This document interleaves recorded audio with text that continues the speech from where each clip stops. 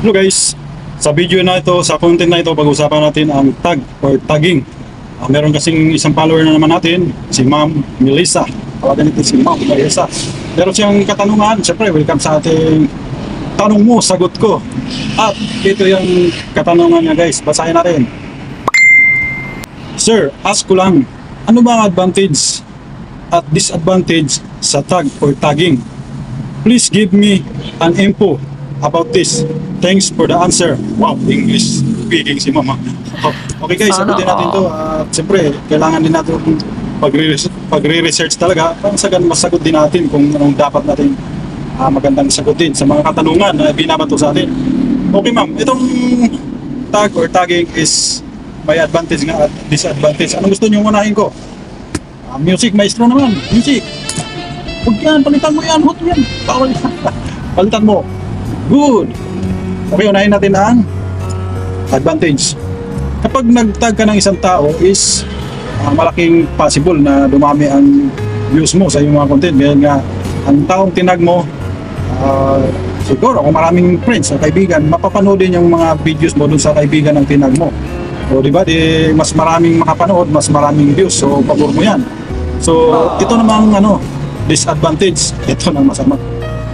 Once na nag-tag ka ng isang tao, kapag nagkaroon ng violation ng yung videos na itag mo yung kaibigan mo, once na nagkaroon ng violation, is pati yung tinatag mo, kung ilang tinatag mo, 2, 3, 4, so pati sila madadamay sa yung violation. Magkakaroon din sila ng violation. Dahil subukan na yan guys kung paano nagkaroon ng violation na once na itag ako ng mga kaibigan ko. So meron palang mga video nila na i-post na labag sa mga batas ni Meta, mga rules ni Meta, gaya na lang mga community standards, mga sexual activities. Pinaiwasan natin yan kapag meron tayong mga nudity, sexual activities, sigurado magkakaroon ng violation ng inyong mga video. So yung naitag mo, dama yun. So ano bang dapat natin gawin nang sa ganun makontrol natin ang mga tag na yan? Kasi guys, kapag nagtag yung isang tao, marirekta yan dun sa profile mo. So meron tayong gagawin, dapat yan na tayo may control. Bago yan pumunta sa iyong profile, kailangan ma-review muna. Ito yung isi-share ko sa inyo, ito yung ituturo ko sa inyo kung paano. Ganito lang yan guys, sundan mo lang ang video. Okay guys, dahil gusto mong malaman kung paano, punta tayo sa ating mga Facebook. I-click natin yung 3 dot sa ating profile. Then, setting and privacy, then setting. Then, scroll up tayo. Scroll up. At hanapin natin yung profile and tagging. Tag. So dito, scroll up natin. Ayan guys, makikita natin dito. Ito sa akin, nakaset up na to na So lahat na magtatag sa akin, nire-review ko muna yan kung ano. So ganyan lang gawin nyo, i-turn on lang yan, magiging blue kasi pag gray yan, ibig sabihin hindi pa naka-turn on, automatic yung mga tagging mapupunta sa iyong profile. So magugulat ka lang, nandoon na sa iyong profile. So maganda tong naka-on to dahil tayo may control. Mare-review muna natin bago mapunta sa ating profile.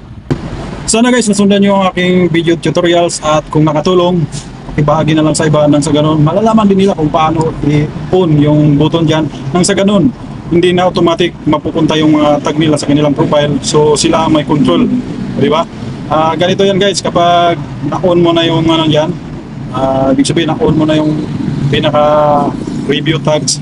So ganito na yan ang resulta. Kapag merong mga tag, pupunta mo na sa yung notification. So kailangan mo itong review at nasa iyo yan kung i-hide mo o add to profile. Ibig sabihin kapag add to profile, mapupunta sa iyong profile yan.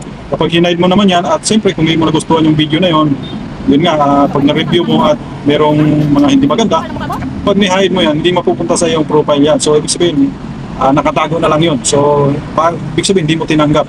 Yun lamang guys, ma-share ko ngayon. Maraming salamat sa inyong panonood at sana nakatulong itong videos na to. Thank you for watching guys. Hanggang sa muli at kapag merong magtatanong sa atin, gawa natin paraan paano natin matulungan o masagot ang kanilang katanong. Thank you for watching. Have a good day.